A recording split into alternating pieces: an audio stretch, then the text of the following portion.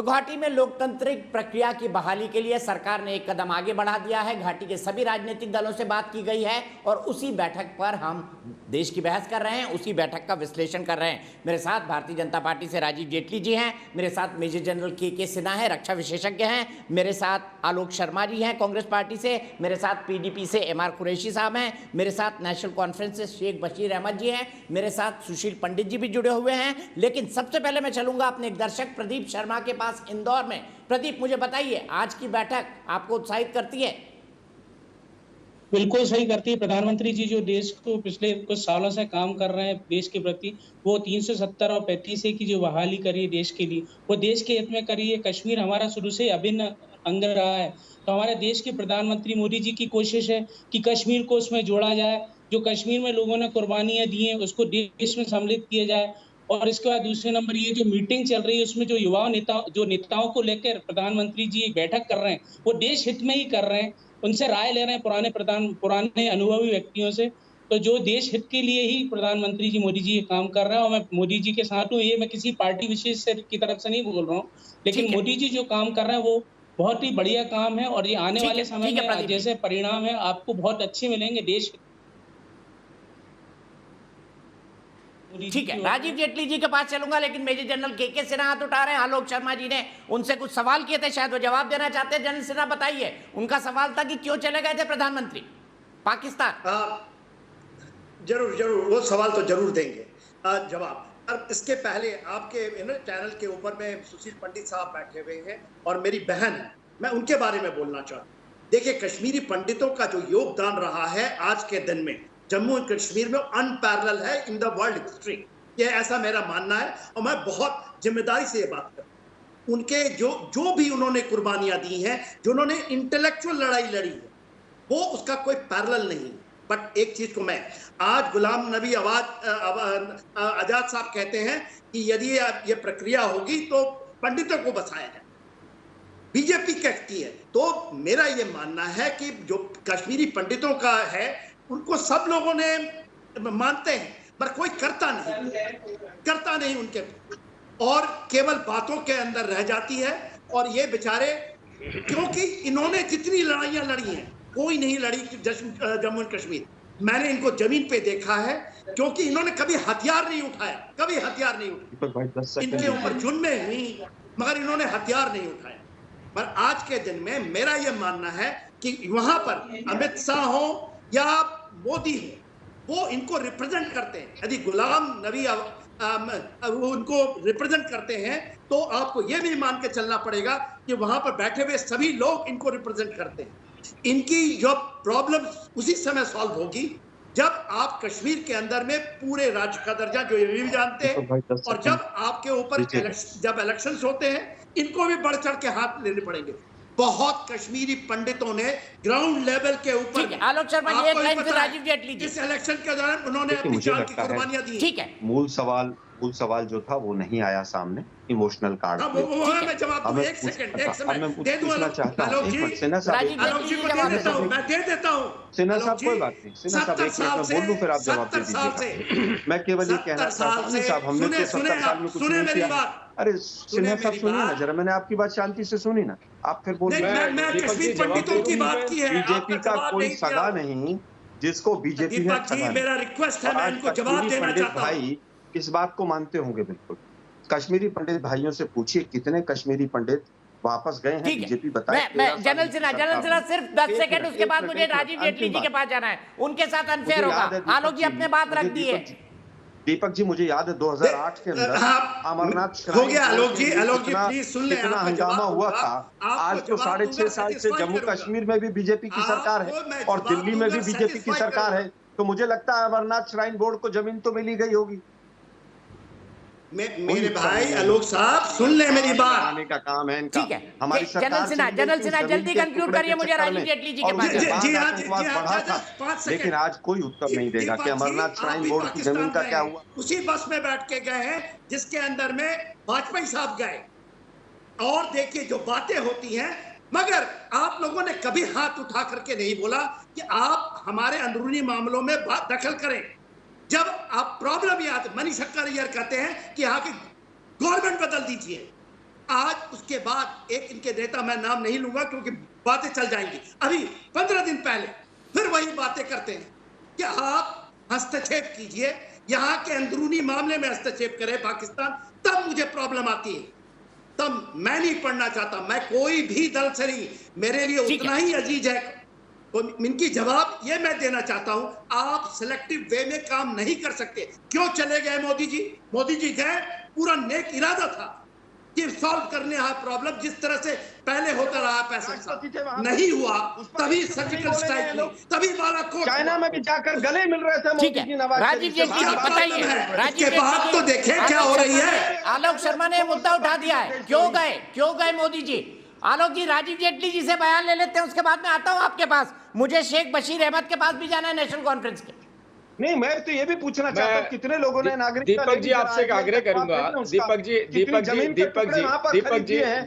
ये बीच में बोलेंगे, मुझे मालूम है इनकी आदत है, इन्हें मालूम है कि मेरे पास अब जवाब नहीं होगा, इसलिए मैं बीच में पूरी तरह से जो इसलिए मुझे मालूम है ये बीच में जवाब इसलिए बोल रहे हैं क्योंकि मैं जो पूछने वाला हूँ उसका जवाब इनके पास नहीं है। तो सबसे बेहतर तरीका ये है कि बीच में शोर मत आ जाओ, जवाब करने का समय नहीं आलोक जी सुन लीजिए ना, अनफेयर होगा। मैंने राजीव जेटली जी को भी रोका था जब बीच में बोल रहे थे।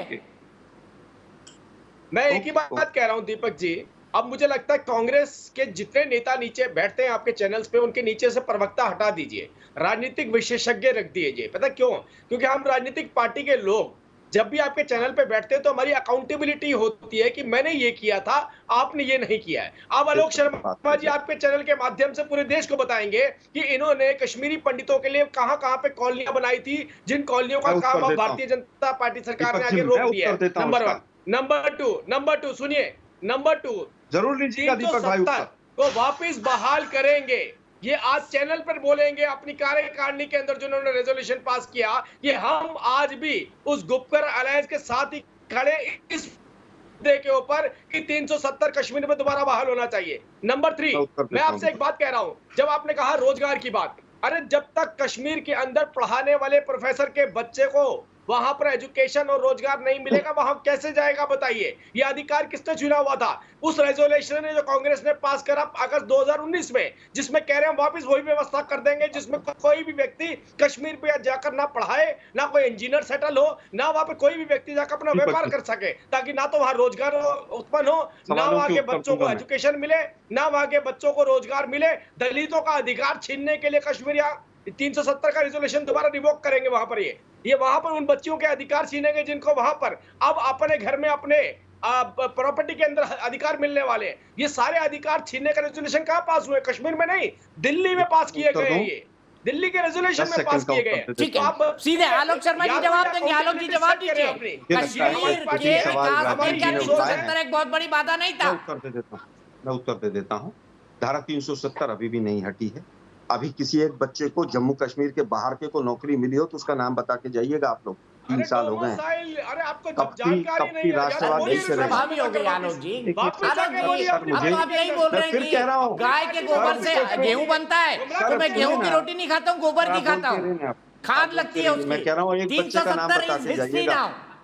आप मुझे एक बच्चे का नाम बता के जाइएगा और एक आदमी का जिसने 100 गज जमीन का टुकड़ा खरीदा हो और उसमें 15 साल का क्लॉज कोरोना के आवरण में पर्दे में डाला कि नहीं, ये कश्मीरी पंडित भाई से पूछ लीजिएगा। करते तो नहीं थे आप। दूसरी चीज, ऐसी बातें करते तो नहीं थे। रिकॉर्ड बोल रहा हूँ मैं। जब ये पार्टी आप मुझे नाम बताइए ना, मैं तो पूछ रहा हूँ आपसे। आपकी मजबूरी बन जाती है चैनल पर आकर इधर-उधर की बातें करना। सुनिए ना, मैच्योरिटी के साथ बात करते थे आप हमेशा। बात पे अब मैच्योरिटी के साथ बताइए में खड़ा कर कि आप क्यों वापस और एक नाम बता के जाना, जम्मू कश्मीर के बच्चे के बाहर को नौकरी मिली हो। एक नाम क्यों लगवाना चाहते हैं जम्मू कश्मीर के सरकार ने रेजोल्यूशन पास क्यों किया आपने? एक मिनट दीपक भाई देखिए, रेजोल्यूशन पास क्यों किया आपने, ये बता दीजिए मुझे। दूसरी, ये पब्लिक डोमेन में है, जरा देख ले भाई साहब। अच्छा राजीव जेटली जी, चलिए 370 पे जवाब दीजिए, मुझे कंक्लूड करना है। शेख बशीर अहमद के पास जाना है प्लीज। दीपक भाई, 2008 में एक उड़ान योजना आई थी जिसमें 5000 बच्चे पढ़ते थे। कंक्लूड करिए आलोक जी। क्षेत्रों में एक योजना का नाम बताइए कि जम्मू कश्मीर को जोड़ने का काम इस मोदी सरकार ने किया हो। और दुर्भाग्य है कैसी कि बच्चों कश्मीर वाली से जो बातें भी कर टीवी रहे स्क्रीन हैं। पर बैठ जाता ये मोदी आकर सरकार ही तो उसको है जो 80,000 करोड़ रुपए लेकर भाग गई, और जिसने भारतीय जनता IIM, पार्टी के IIT, प्रवक्ता 50 हेलो, मेडिकल हमेशा ये कहते कॉलेज, हैं कि आप नर्सिंग पाकिस्तान चले कॉलेज, जाइए, आप पाकिस्तान रोजगार, चले जाइए, आप 10,000 पाकिस्तान चले जाइए। कश्मीरियों और को दीपक जी रोजगार, एंकर्स 3,000 रोकते कश्मीरी नहीं है, पंडितों को दुर्भाग्य रोजगार, ये है। मोदी ये सरकार ही जो तो है। दो लोग ये बैठे मोदी हैं सरकार इनको ही तो है। गुंडे तक कहा गया अब आपके बताइए शो ना, में, अब लेकिन अच्छा, आप राजीव जी लोग कंक्लूड करने दीजिए ना उनको प्लीज। राजीव जी कंक्लूड करने दीजिए आलोक जी को प्लीज। आलोक जी कंक्लूड करिए। वो कश्मीर में अधिकार लेने के दूसरी लायक है। चीज, ये था कि पहले व्यवस्था 3,000 बताइए। जॉब का वादा हमारी सरकार ने किया था, जिसमें 1963 अरे लोगों को वायदे, जॉब मिली थी कश्मीरी पंडितों अरे को। वायदों की बात मत ये ऑन कीजिए, रिकॉर्ड है पार्लियामेंट के वायदों की बात ऊपर। मत कीजिए, वायदे तो आप दूसरी शुरू से चीज, करते हैं। अरे भाई सुनिए ना, मैं कह रहा हूं ऑन रिकॉर्ड है। उड़ान योजना आपने क्या बंद रिकॉर्ड की, में? आते ही स्कॉलरशिप बंद हुआ वहां पर, जबकि वो जम्मू कश्मीर आपको के बच्चों मालूम को है, जोड़ने का एक आपको तरीका था। मालूम है दूसरी चीज, कितने अरे रोजगार सुनिए ना स्कीम भाई, चलाई आप गई है वहां? मैं नहीं आलोक भाई फिर किसी दिन इस बहस को आगे बढ़ाएंगे। राजीव जेटली जी आप दोनों को लाएंगे, लेकिन मुझे शेख बशीर अहमद के पास जाना पड़ेगा। शेख बशीर अहमद साहब ने एक भी कमेंट नहीं किया है। नेशनल कॉन्फ्रेंस के नेता हैं, पॉलिटिकल सेक्रेटरी हैं उसके शेख बशीर अहमद जी, बताइए आज की बैठक के बाद क्या आपको लगता है कि लोकतंत्र की बहाली जल्दी हो जाएगी? उम्मीद है जो ऑल पार्टीज मीटिंग आज वहां हुई है प्राइम मिनिस्टर के घर पे, उससे ये उम्मीद बन पाई है कि शायद जो बर्फ है कश्मीर के अंदर, जो बर्फ है जम गई है, वो पिघलेगी। जम्मू कश्मीर के लोगों को एक उम्मीद बन पाई है। ये बड़ा कम्प्लेक्स इश्यू है। मेरे जो पैनलिस्ट साथी हैं वहाँ बातें कर रहे हैं, बहुत कुछ कहा, एक दूसरे के ऊपर इल्जाम भी लगा रहे हैं। रियलिटी ये है कि 2014 के बाद बीजेपी ने ऐसा तस्वुर दिया, ऐसा नैरेटिव दिया कि हिंदुस्तान शायद 2014 के बाद ही बना, उससे पहले था ही कुछ नहीं। जम्मू कश्मीर में 370 5 अगस्त 2019 को 370 और 35 से हटाया गया, कहा कि ये चूंकि रियासत के खिलाफ था, और या अभी इसका ये कहा, बहुत कुछ कहा गया। लेकिन मैं सिर्फ इतना कहूँगा कि 370 की वजह से जो लैंड टू दी टिलर किया गया, इसकी वजह से जो एम्प्लॉयमेंट यहाँ हुई, जम्मू कश्मीर के अंदर आज 72 साल के बाद या 73 साल के बाद आज एक सूरत है कि यहाँ कोई हाउसलेस नहीं है, यहाँ कोई शेल्टरलेस नहीं है। हर एक आदमी जो है अपना चीज चला रहा है। जब पठानकोट क्रॉस करते हैं तो हमें पूरे इंडिया के अंदर पुलों के नीचे भी लोग नजर आ रहे हैं और सड़कों के ऊपर भी हैं, दिल्ली के अंदर भी हैं, बिहार के अंदर भी हैं, बंगाल के अंदर भी हैं, उड़ीसा के अंदर भी हैं। 370 का फायदा था, हटा दिया गया। बशीर साहब यहीं पर रुकेंगे। आपने उम्मीद जताई है, बर्फ पिघली, अफसोस मेरे पास आज वक्त इतना ही है, लेकिन चलते चलते मैं बता दूं, देश के बहस के दर्शकों का 100% दर्शकों का मानना है कि 370 और 35 से अब इतिहास की बात हो चुकी है जम्मू और कश्मीर के लिए। फिलहाल लेंगे एक ब्रेक, लेकिन न्यूज नेशन एक ऐसा चैनल है जहां पर खबरों का सिलसिला कभी नहीं थमता।